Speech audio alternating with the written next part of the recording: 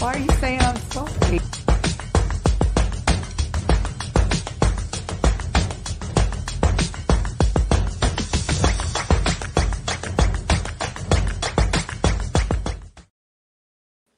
Hi guys, and welcome back to my channel. I am the Housewife Historian. You can call me Lindsay. And today we're going to be talking Housewives and what has been going around on the internet in the last, well, I don't know, like the weekend. I like to talk to you guys about some tea and gossip that I've seen and heard going around over the weekend, because I know not everyone is on Twitter, not everyone is on Instagram. So I like to come in and give you guys a little bit of scoop of what I've been hearing. But before we get started, guys, make sure that you hit the like button, subscribe to my channel, turn your notifications on. It's super important, and it makes a really big, big difference with my videos. So go ahead and hit the like button. I'm going to try to do a live today, a spontaneous live for you guys, though. But I wanted to do a video for the people that don't like lives, because not everyone likes to listen to a live, yada, yada, yada. So I'm going to hop on and just talk a little bit to you guys. First of all, I want to talk about Real Housewives of New Jersey, because we're going to be coming up on the reunion, and I want to clear a couple of things up with you, with my subscribers. And I said this before, nobody knows who's coming back and who's doing what until the reunion airs. That's just how it goes. They never know how the audience is going to react until the reunion airs, and contracts will go out a couple of weeks before filming starts. How do I know this? Let's reference a couple of key points. Let's reference that Teresa said she didn't sign her contract till the night before she started filming for the christening. Okay. Literally the day before filming, she finally signed her contract. So these things, they take time. They wait for the reunion because they want to see how people are going to take and perceive everyone. And then the producer will come together and decide. So when you see these headlines, don't believe them. They're not true. The ladies probably just hear whispers from production, just like everyone else does. But that doesn't mean anything, because, again, no one knows how the audience is going to react. Nobody knows how the edit's going to go. So we really just have to wait and see. We don't know. So don't believe those headlines. It's clickbait. I swear it has to be. I also want to talk a little bit about the fact that I listened to Kim D and David's podcast over the weekend. And Kim D said something that surprised me a little bit. Now, I'd heard the confrontation about the fact that her brother, Teresa's brother, could have allegedly been helping to give information to the federal government on his brother-in-law, Teresa's husband. Allegedly, Kim D said something about a recording.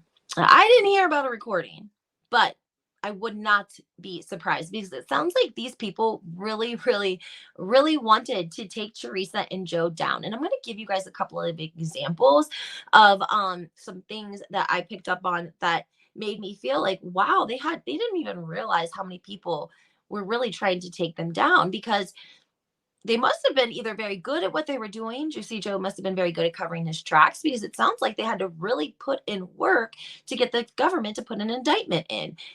For instance, I came across some old tweets from Kim G, not Kim D, Kim G. If you guys remember, back in season 3, she showed up with her plus one, a woman named Monica. Now, Melissa and Joe turned Monica away when she came to the door, because allegedly she had been I think she was the ex-business partner's, I want to say his wife, but I'm not 100% certain.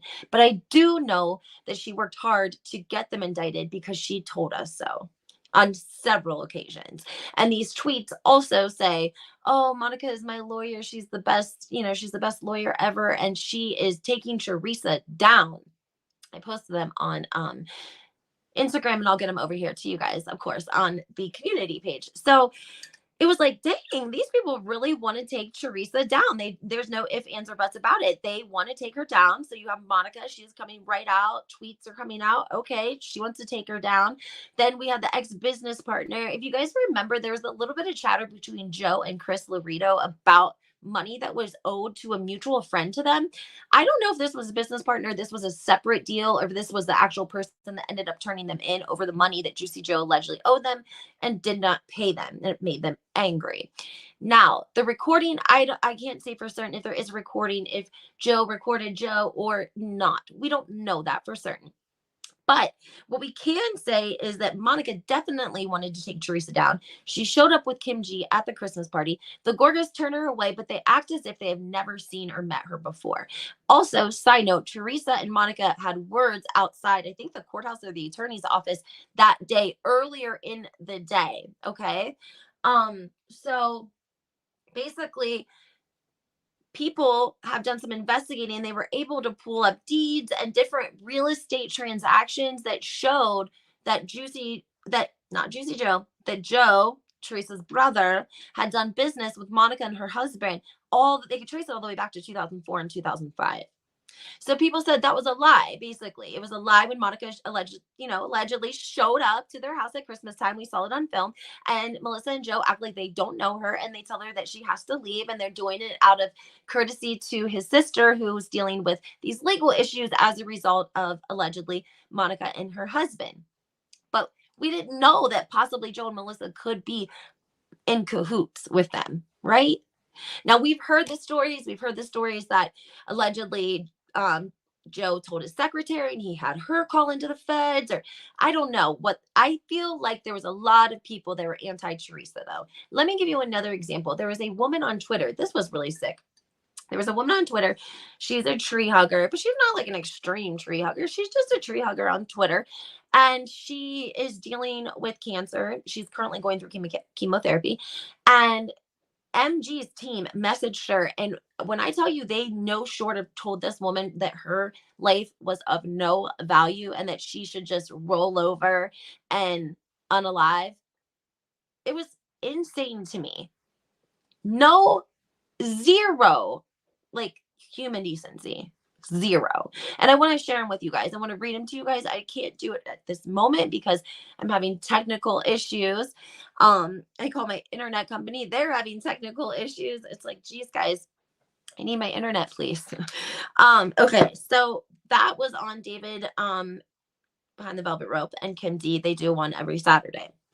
Now, another thing I want to tell you guys, if you remember, Ramona was a guest on the Namaste Bitches podcast last Wednesday. And I thought it was a really great podcast.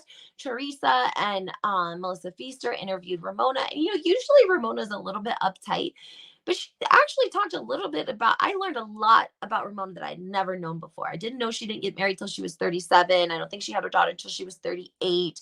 That surprised me. I didn't realize that she was an older, I wouldn't even say an older mother, but I mean, I was like 35 when I had my daughter, and I look around at other people that have 3-year-olds and they're much younger and youthful than I am, which is fine. I just didn't know that Ramona, I didn't know that. And so they were able to get some information from her that I wasn't aware of. And so I thought it was a great interview, and I would encourage anyone to go listen to the podcast if you haven't already. But here's the funny part. You guys know what Tamara was saying last week. There was this whole thing. I don't think Teresa even really responded to it. So kudos to Teresa for not responding to Tamara's smoke. We know the OC trailer came out. Nobody's really talking about it. Guys, no one's really talking about it. Anyways, so they have Ramona on their show, and then the two T's in the pod aired their podcast on Friday, and guess who their guest is? I'll give you one guess, but you're not going to need it. And yes, it's Ramona. So how funny is that Teresa and Melissa Feaster on Wednesday on Namaste Bitches interview Ramona? I mean, it was like a 45-minute podcast, right? So there wasn't probably going to be much more that we would have heard in the two T's in a podcast that we didn't just hear from Ramona on Wednesday. So whoever is booking over there, their producers, get your life together, because why in the hell would you guys book her like that? Back to back, like, I mean, that makes no sense. Who wants to listen to 45 minutes of Ramona? We're not, just saying, I didn't think it was great business. Okay. My opinion. And I would say 1 for team Teresa and Melissa Feaster.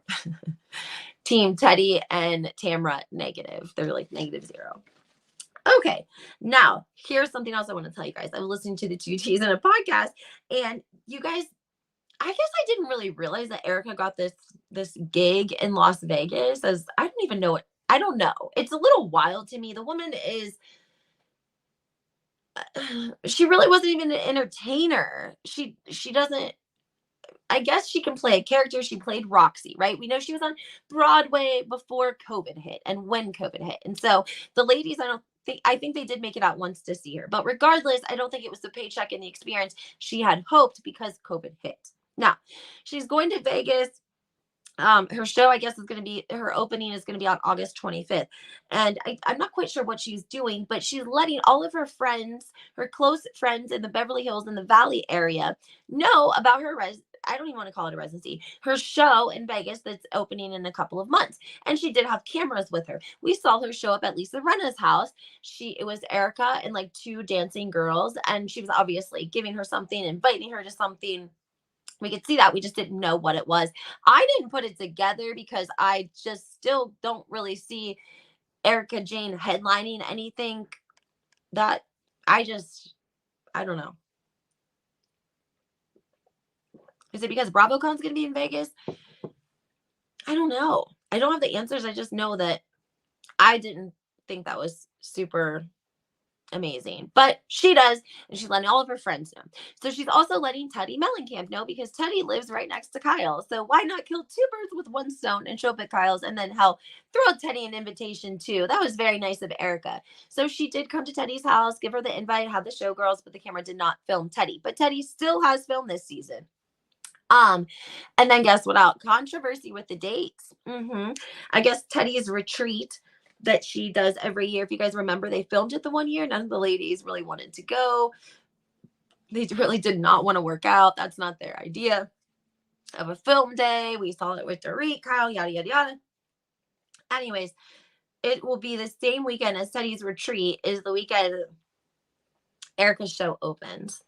And Teddi was like, Tam was like, oh my gosh, they're on the same weekend. And Teddi's like, yeah, I mean, we're gonna go to her show. Oh, sorry guys. She's like, we're gonna go to her show. We can't make it opening night. That's all. But we're definitely gonna go see her. And I was like, oh, okay. So Teddi has no plans of adjusting her retreat for Erika Jayne's residency, or whatever you want to call it, in Las Vegas. Guys, I'm just having one of those days. It's Monday. I don't know why I try to film with you guys on Monday. I'm always struggling over here. I'm having technical difficulties with my computer, technical difficulties all over the place. Okay, so there was that. And then also let's talk about, I started a little bit of a new series. It's called like Top Tier Housewives and how they got there. And I started with Lisa Hochstein from the Real Housewives of Miami, because I feel like she's about to be a top tier housewife. She's killing the game.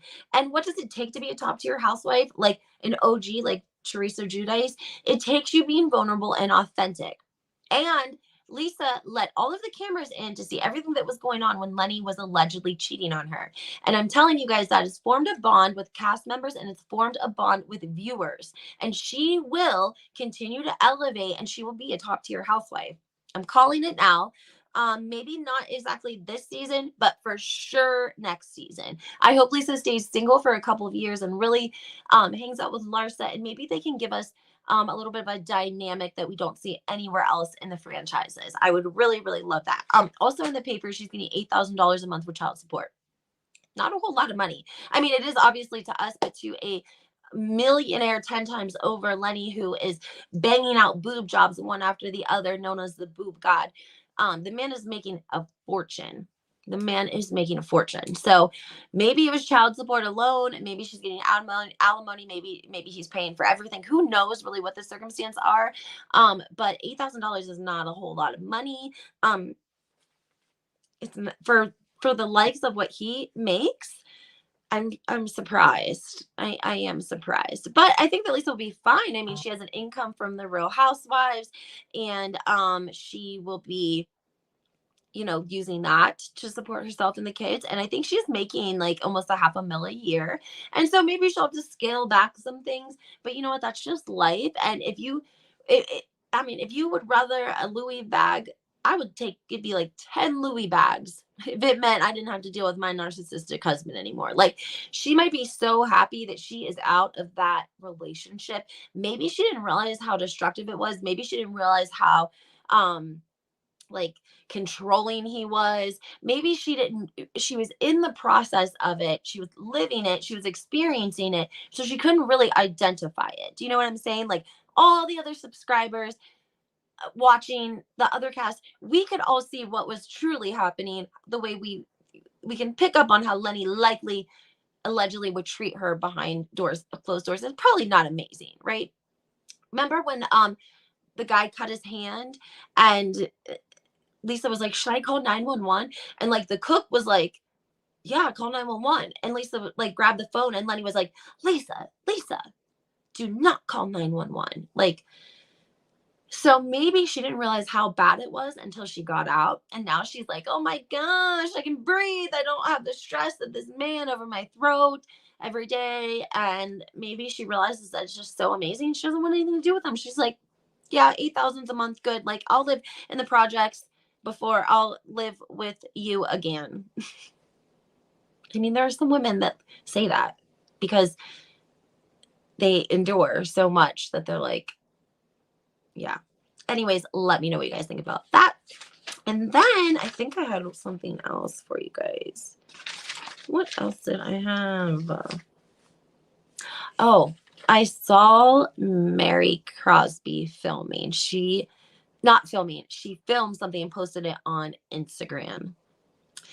And I got it feeling that it's like producers are probably telling her to, because we just saw her post and then we saw Meredith post as well. And I just think producers know that they're really going to have to do something to bring viewers back to Real Housewives of Salt Lake City. I think last year, it was not good. It wasn't not good. I think viewers are just hands down not really about it. So they're trying to engage with their inner Mary Crosby and bring back all of her fans. Right? I'm interested to see. There's so much on Mary Crosby to talk about. Oh my gosh, there's so much there. Do you guys remember when Up and Adam went and interviewed her mother and stepfather? There's a lot to be said around that lady. So she posted like a little video and she did like a heavy filter on it. And you could tell she probably had just like woke up and was feeling a little crazy. And so people were commenting, but from all of the comments that I saw, they were all positive comments saying like, we want to see you back, come back, yada, yada, yada. I even went all the way to the bottom. So she's getting a positive response. I'm sure that Bravo is loving and appreciating that. Also, shout out to Andy Cohen's little Lucy. I think she turned 1 yesterday. I could be behind, but Andy did post a cute photo of her and him in a balloon saying number 1. So I thought that was really cute. And I wanted to mention that. And then the last thing I want to mention is that people keep talking about this, not feud, but this moment at the reunion on the Real Housewives of New Jersey where Andy Cohen walks off the stage because he's so frustrated with the fight between Melissa and Teresa. It's like when I say that Andy Cohen is like the daddy of these women, do you see how they try to play for favoritism and they like to see another housewife getting scolded by him? They enjoy it.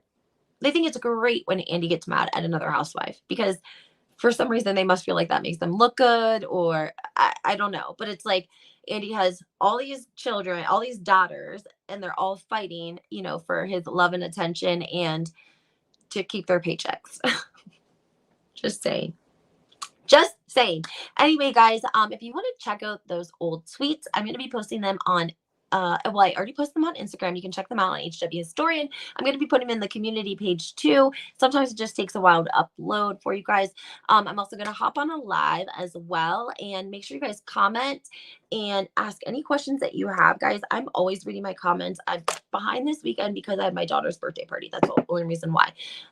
So I read all of my comments, even if you don't think I do, I really do. And make sure you guys hit the like button, subscribe to my channel. Talk to you guys soon.